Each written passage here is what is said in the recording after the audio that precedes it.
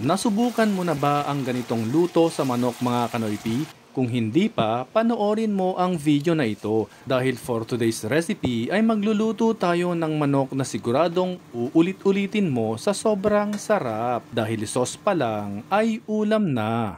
Sa isang lutuan, magpainit tayo ng mantika at kapag mainit na ito, gisahin na natin ang sibuyas at bawang. Gisahin natin hanggang sa ito ay aromatic. Kapag naamoy nyo na ang bango nito, gisahin na natin ang manok. At kung umabot ka sa part na ito ng video, paki-comment naman mga kanoypi saang lugar kayo nanonood para alam namin kung saang lugar nakaabot ang video na ito.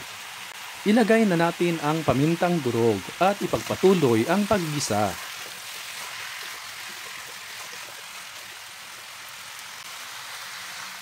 Kapag ganito na ang itsura, ilagay na natin ang soy sauce.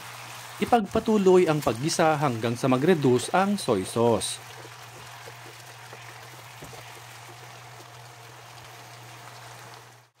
Kapag nag-reduce na ang soy sauce, lagyan na natin ito ng sapat na tubig.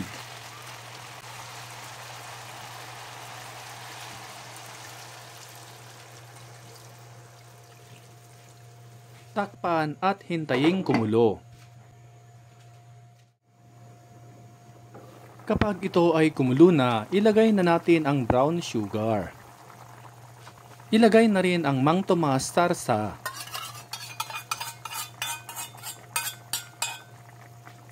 Lagyan din natin ito ng dahon ng laurel. Haluin ito ng maigi. Takpan ulit natin at ipagpatuloy ang pagluto hanggang sa mag-reduce ng konti ang kanyang sabaw.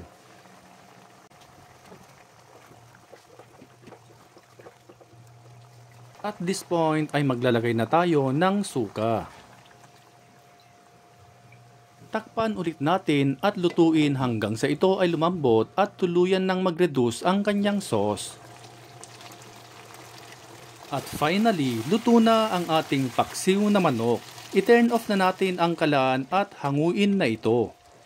Kung hindi nyo pa ito nagagawa sa manok mga kanoypi, ay gawin nyo na. Siguradong taob na naman ang isang kalderong kanin nito dahil sauce pa lang ay ulam na.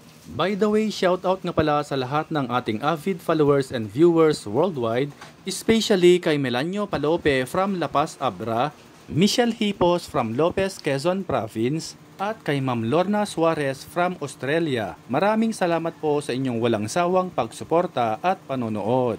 At kung bago ka pa lamang dito sa aming page ay mag-follow ka na para updated ka lagi sa aming bagong recipe. Hanggang sa muli!